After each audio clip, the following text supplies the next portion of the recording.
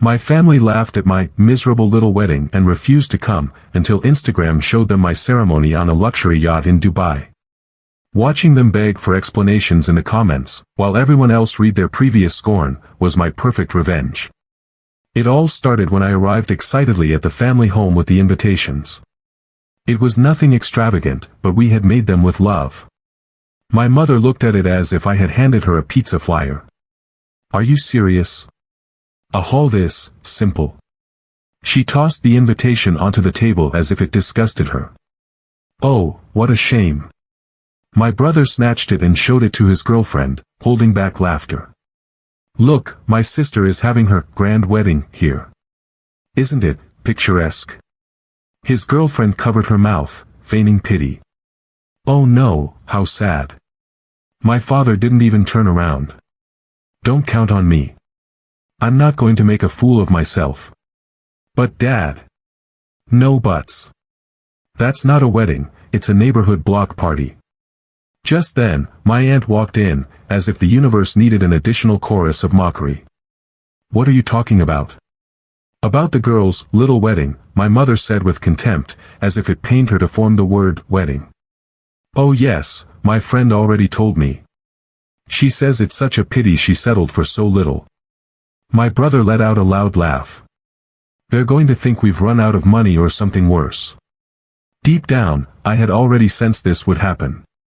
I didn't expect a standing ovation, but hearing it from their own mouths, so raw and unfiltered, was like receiving a slap in slow motion.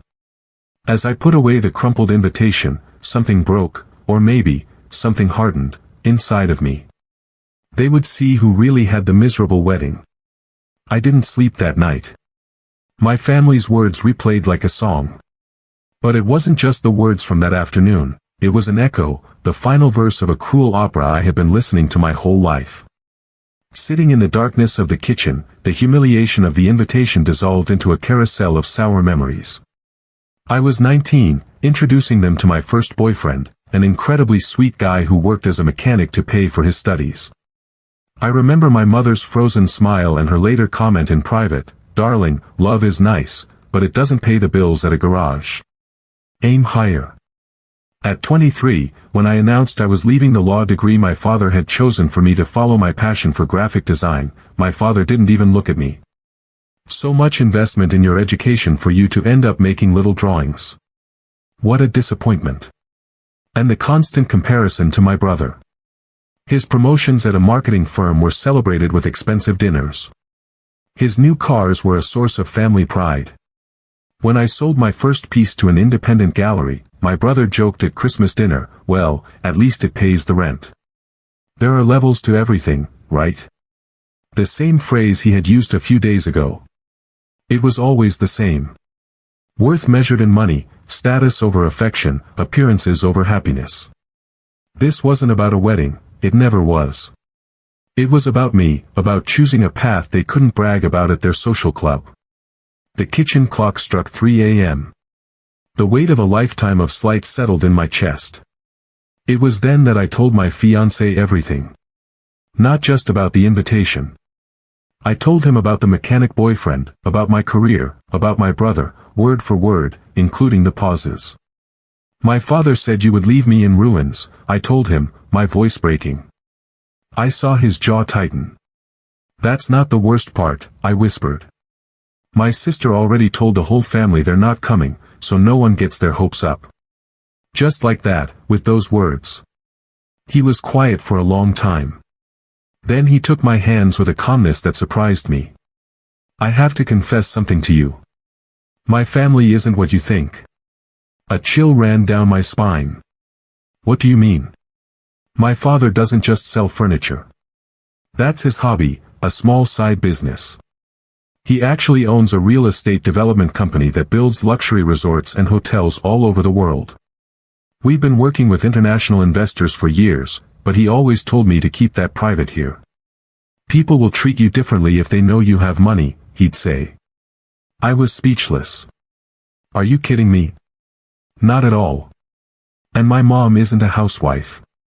She's an architect with contacts all over the world." He ran his hands through his hair. "When I tell them what your family did to you, They want a money show. We'll give them the show of their lives. The next day, we went to his parents' house. They had always treated me like a daughter, but this time, when I told them what had happened, I saw something else in their eyes, something more protective, more personal. I can't believe they said such things to you. Anyone who messes with the woman my son loves, messes with us, my father-in-law said with a calmness that gave me goosebumps. What do you need for those people to eat their words? My mother-in-law stood up without a word, went for her tablet, and started typing rapidly. They're going to eat their words. This will be the wedding of the year. She called her assistant in Dubai. I need you to book the yacht for a private ceremony. Yes, the 200-foot one. And contact the photographer who worked with the Al Rashids. While we were planning, my mother sent me an article on WhatsApp about how women suffer when they marry someone of a lower status, or practically lower class. The message read, something for you to reflect on. These people have no shame, my mother-in-law muttered, looking at the message as if she couldn't believe what she was reading. That afternoon, we sat down to analyze my family's Instagram profiles. My mother-in-law took notes like a detective in a noir novel. Your sister is obsessed with brands. Look, Gucci, Louis Vuitton, always tagging the stores. Your mom brags about her Cancun vacations as if it were Paris. She laughed. And your dad, his newest car is a 2018 BMW, and he posts it like it's a Lamborghini. They're just posturing, my father-in-law concluded. People who are secure in their position don't need to show off so much. My mother-in-law created a private Instagram account.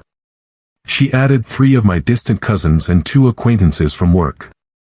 The gossip has to filter out naturally, she explained. If we add too many people, it will be suspicious. 3 days later, my brother posted photos from a weekend at a local resort. The caption, enjoying the good things in life. There are levels to everything. Did you see this? I showed the screen to my mother-in-law. Perfect.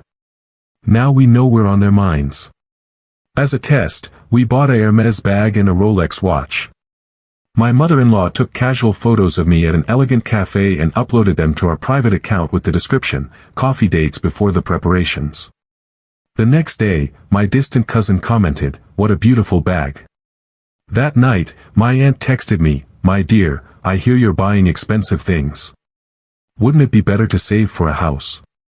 My mother-in-law burst out laughing. The gossip has already reached your family. I bet they have a WhatsApp group talking about your new lavish lifestyle. She wasn't wrong. My cousin later told me that someone in the family chat wrote, they're already spending what they don't have. They'll be in debt before their first anniversary. The bait worked, I told my mother-in-law. Now comes the fun part, she replied, showing me the contacts on her phone. You know what every luxury wedding needs? Witnesses. Lots of witnesses. My mother-in-law started making calls in Arabic. My father-in-law, meanwhile, was speaking in English with someone in London. My fiancé translated bits and pieces, royal wedding photographer, flowers from the same place the Prime Minister's daughter got married, band that plays at the Burj Al Arab. Isn't this too much? I asked, half laughing, half trembling. Love, my fiancé said, taking my face in his hands, my family has spent 20 years building palaces for people who spend in one night what your family earns in a year. This is not too much.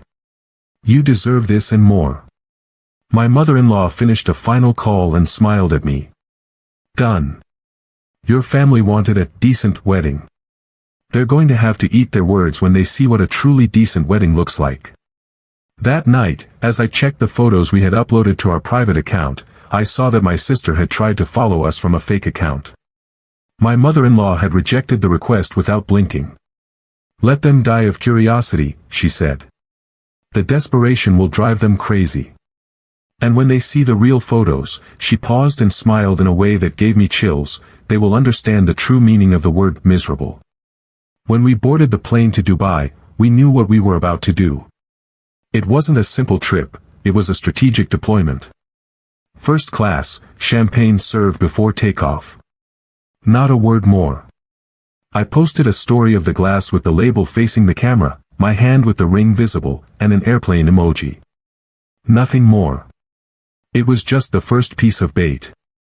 Upon arriving at the international airport, a chauffeur in a crisp, dark gray suit greeted us, holding a tablet with our names. I didn't even record that. I waited until we got to the hotel. Not the hotel where we were staying, but the one my in-laws helped build 5 years ago, where their name is still engraved on one of a marble wall. A discreet photo of the lobby, a silhouette of me with a view of the Burj Khalifa from the room, and a message on, "Close friends, sometimes life has a way of settling scores." We knew someone would leak those stories. It was only a matter of time. The first day was for acclimating. We walked through the mall with my mother-in-law's designer, who already had the dress fittings ready. We bought a few casual pieces of jewelry. My mother-in-law posted photos of me from her private account, knowing exactly who was following and what comments they expected to read. Day 2, a yacht trip along the coast, still no ceremony. The yacht belonged to a partner of my father-in-law, 200 feet, a deck as white as snow, opulent without being vulgar. I posted a photo of the skyline from the water at night, with soft lights reflecting on the sea. The caption was, "A modest view to start our life together." Someone, I don't know who, took a screenshot. 30 minutes later, my brother commented from his account, "Did you win the lottery or what? Be careful with debt, little sister." I read it while getting my nails done. I didn't even reply. I just showed it to my mother-in-law. "Perfect. They're biting," she said. My mother wasn't far behind. She commented on another photo, this time of me and my fiancé at a restaurant. "Daughter, I hope you're being prudent. Love doesn't pay the credit cards." We looked at each other and burst out laughing. They didn't know it, but they were engineering their own downfall. Day 3, we decided to intensify. We posted a carousel of pre-wedding prep photos, professional makeup, close-ups of haute couture fabrics, a view from the suite where the dress hung on a gold hanger. In one photo, a glass of champagne was visible, held in my hand. The ring sparkled more than usual. We posted another with our hands intertwined, his Patek Philippe watch, my ring. The text I wrote was almost surgical, "Marrying the richest man I know."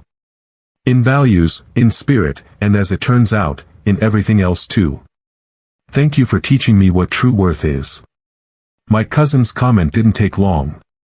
"Is this the same Carlos everyone thought sold chairs?" Another one replied, "Bro, Google his full name." I just fell out of my chair. Someone did, and shared it. A cousin sent a screenshot of a Forbes article, "Carlos, last name, the silent architect of luxury hospitality in the Middle East." And then another, founder of the Green Humanity Foundation, multi-million-dollar donations, awarded in Geneva. Those links reached the family group chat.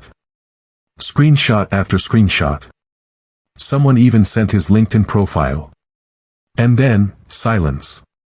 The family chat, which until that moment had been a machine of comments, theories, and contempt disguised as gossip, went mute. 15 minutes. Nothing. No emoji, not a "wow," not a "congratulations." Just the weight of their pride collapsing in real time. Then came the cleanup. I watched as the comments from my mother, my brother, and even an aunt disappeared. They deleted everything, as if that could undo the entire story. But there was no going back. Day 4, the big day. The ceremony was on the yacht's deck at sunset.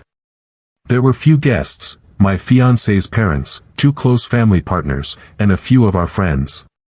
All chosen with precision, each with a social media presence, each with high-profile followers, each a part of the plan.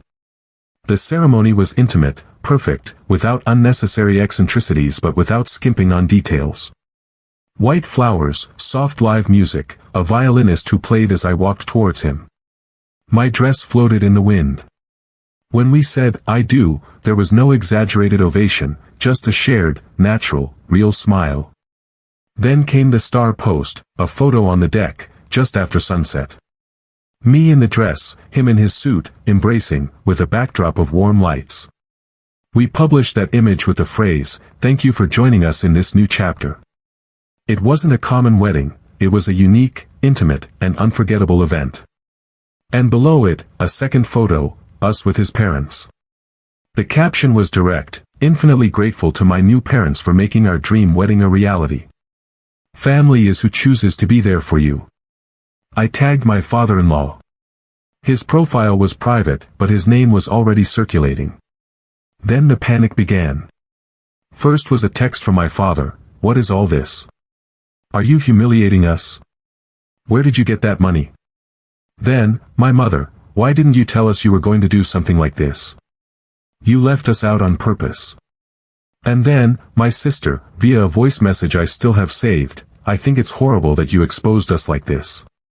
People are asking me if we're poor. Is that what you wanted?"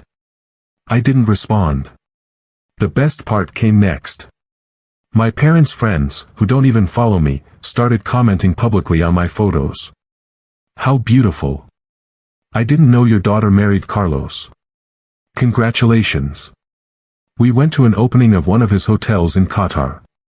Wonderful people." Their masks fell off in front of their own social circle. They could no longer pretend they were above anyone. They looked like the resentful, the ignorant, the ones who failed to see. And then, as the final nail in the coffin, the reel. It was 40 seconds long but looked like a movie. Drone shots entering the yacht's bow, white flowers falling as I walked, champagne being served, the final kiss, the night view, all professionally edited. Not a single second was wasted. The views skyrocketed. And then something unexpected happened. One of my father's friends shared the reel on his personal Facebook with the caption, "When love and elegance combine, things like this happen. Congratulations to the family." He tagged my father. It was the ultimate public humiliation. The attempts at control had slipped from their hands.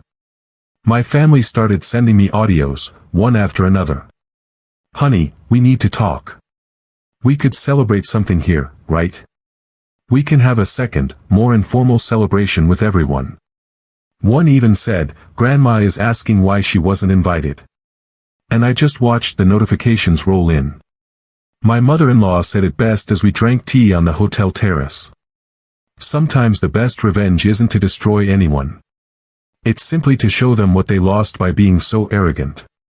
She was right. The tension was at its peak. The masks were off. The truth was public. And best of all, I hadn't said a thing. I just showed the reality they had always denied. They dug their own social grave. I just turned on the light. A week after returning from Dubai, the doorbell rang at 7 p.m. My husband went to open it. I heard them before I saw them, the falsely cheerful voices, the cloying tone they had never used with me. "How great to see you, son." It was my father, with a manufactured warmth that turned my stomach. My husband called me from the entrance. "Love, your family came to visit." I walked down the stairs and saw them. My father with a smile that seemed to physically hurt him, my mother carrying an expensive gift bag, my brother nervously playing with his car keys. But what struck me most was how their eyes barely grazed me before locking onto my husband, as if he were the only important thing in the room. "We brought some little gifts," my mother said, pulling a Chanel bag from the larger bag. "For you, my daughter." She extended it to me without looking at me directly, as if it were a formality to be completed before getting to the important business. My father offered my husband a box of Cuban cigars. "To celebrate. I knew you had the makings of a champion from day one." And I just stood there, invisible, the woman they had humiliated, ignored by the very people who had raised me. My brother hadn't even greeted me. His eyes followed my husband's every move as if he were a celebrity. "Sit down," my husband said with a calmness that sent shivers down my spine. "But I want my wife to be present for this entire conversation. It's my turn to defend her." They settled in the living room.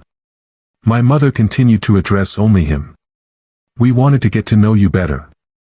Please excuse us if we didn't give you the welcome you deserved." My father laughed nervously. "It's just that sometimes one misjudges a person's character, but it's clear you're a man of the world." My brother, who couldn't stay quiet, jumped in. "In fact, I have an incredible business idea. Apps for luxury hotels. With your experience and my technical knowledge. My husband let them talk, let them do their calculations, their proposals, their desperate attempts to co-opt him. I felt like a ghost in my own home, watching my family behave as they never had with me. Then, my mother did something that broke my heart. She took out my grandfather's watch. The watch I had asked for so many times, the watch they denied me because, according to her, your future isn't secure. We wanted to give you this, she said to my husband. It's a family heirloom. You've proven you know how to value important things. That's when something inside me snapped. 20 years asking for that watch, 20 years being told I wasn't ready, that I wouldn't take care of it, and now they were giving it to him as if it were a bribe. My husband finally spoke. His voice was calm, but there was something glacial in every word. Let me see if I understand. He looked directly at my brother. A month ago, I was your sister's charity project, right? My brother turned red. That was a misunderstanding. A misunderstanding? My husband leaned forward. How do you misinterpret enjoying the good things in life? There are levels to everything. He turned to my father. And you told me I was going to drag your daughter into mediocrity. That when I left her in ruins, she shouldn't come crying to you. My father tried to interrupt. Look, son. I am not your son. The coldness in his voice could have frozen the air. And you, he looked at my mother, you said our wedding was so embarrassing it didn't deserve your presence. My mother stammered, it was a misunderstanding. We were worried about her. Worried? My husband stood up. Do you know what the most pathetic part of all this is? I haven't changed. I am still the exact same man you met. The only difference is that now you know my father has a bigger bank account than yours. The silence was deafening. Their problem was never my wallet, he continued. Their problem was that they measured their own daughter's worth by the man she married. And when they thought that man had no money, they decided she was worthless too. I saw my brother swallow hard. My father stared at the floor. My mother fidgeted nervously with her hands. But this is what you will never forgive yourselves for. My husband took my hand. The biggest insult wasn't to me, it was to her. You told your own daughter that her love was worthless, that her happiness was an embarrassment, that her wedding was miserable. His voice hardened until it was sharp as glass. An extraordinary woman who loved you unconditionally, and you treated her like trash because you thought she was marrying someone poor. Do you know what that says about you as people? My mother tried to speak. We love her. No, my husband cut her off. You loved her conditionally, depending on how much money her husband had. That's not love. That's convenience. He walked toward the door. The only family I see in this room is her. The watch stays here, the gifts too. And you will leave now. My father stood up, stumbling. You can't throw us out like this. We're her family. Family? My husband looked at him with pure contempt. Where was that family when she needed your support? When she was crying because the people she loved most humiliated her on the most important day of her life? My brother tried one last play. We can start over. Forget all this. Like you forgot your sister when you thought it wasn't convenient for you? My husband opened the door. No. Some wounds are not forgotten. Some wounds are remembered forever. He watched them leave, one by one. My mother tried to hug me as she passed. I pulled away. Honey, please. I'm not your honey anymore, Mom, I said, in a voice I didn't recognize as my own. I stopped being that the day you decided my happiness was an embarrassment to you. When the door closed, my husband held me. I cried like I hadn't cried in years. Not from sadness, but from relief. Finally, someone had defended my worth. Finally, someone had put my dignity above everything else. Do you regret it? I asked him. Regret what? Marrying the most valuable woman I know. Building a real family with you. He looked into my eyes. Never. They lost an extraordinary daughter. I gained an extraordinary wife. There's no comparison. That night, as we were gathering the gifts they had left, I found a note from my mother under the purse. Please forgive us. We were wrong. I tore it up without finishing it. Some apologies come too late. Some wounds are too deep. But for the first time in years, I felt whole. I no longer needed their validation. I no longer needed their conditional love. I had something much better, a family who chose me for who I am, not for what I have. 6 months later, the consequences continued to ripple out. My brother was fired from his job. His boss, who had seen the whole humiliation on Instagram, told him, "We don't want people with that kind of judgment in this company." I knew because my cousin told me in a message she later deleted. My parents became social pariahs. At their club's annual charity event, people openly ignored them. They were seen as greedy fools who had bet on the wrong horse, according to my aunt in an awkward phone call I cut short after 5 minutes. We blocked my entire family on social media. The digital silence became our new peace. No more toxic notifications, no more emotional blackmail, no more manufactured drama. My husband burned a letter that arrived from my mother without letting me read it. Protection above all else, he said simply. I didn't argue. Some wounds don't need more salt. We decided to legally change my last name to his. It was symbolic, cutting the last formal tie to that family. The day I signed the papers, I felt freer than ever. The poetic justice was complete. In their desperate search for status and wealth, my family lost everything, their family connection, their social reputation, and any chance of accessing the world they so craved. They were left with their poverty of spirit.